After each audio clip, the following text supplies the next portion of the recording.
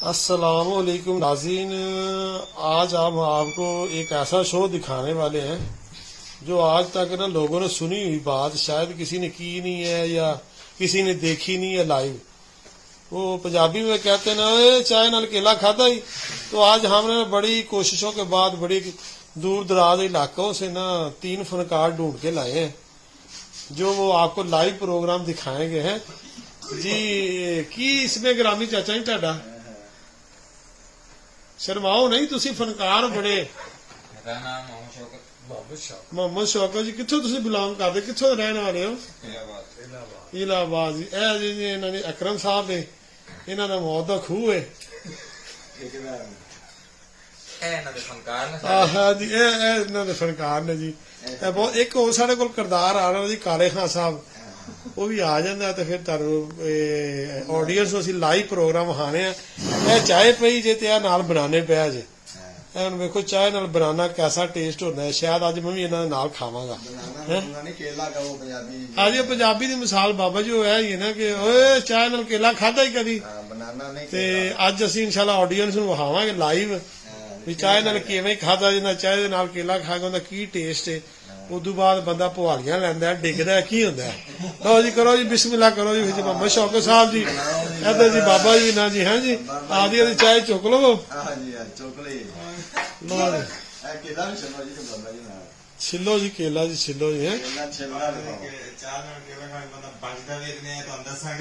हाँ जी हाँ जी, नहीं बच रहा है जी इंशाल्लाह। ये केड़ा वो केला नहीं जो हिम्मत नाल खादा जांदा है ना, जिवें मिसाल दिंदे ने कैप्सूल भी है। लो जी बिस्मिल्लाह करन लगे जी बाबा जी बब्बर से। वाह रे वाह, थोड़ा जा टेस्ट ऑडियंस से चेंज होया, लेकिन चाय का कलर फिर सारी गल है क्यों टेस्ट है जी। ਤੁਹਾਡੀ सेहत का राज है जी, ਤੇ ਤੁਹਾਡੀ कमजोरी का भी राज लगता है जी।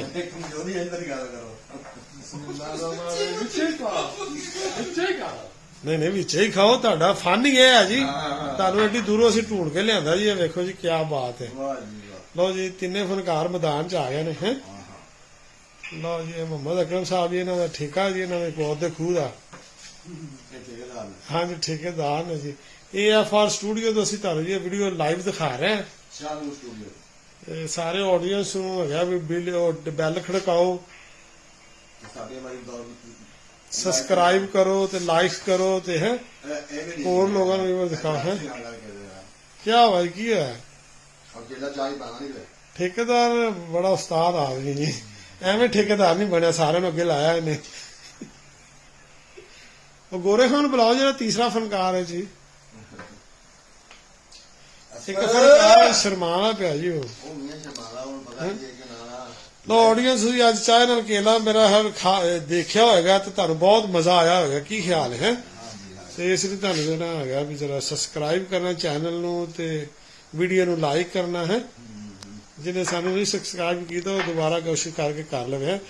इंशाल्लाह आइंदा वक्त तुहानू ऐसियां और दिल फरेब प्यारियां प्यारियां वीडियो इंशाल्लाह पहुंच गई रहनगियां हैं। अस्सलाम वालेकुम। AFR studio.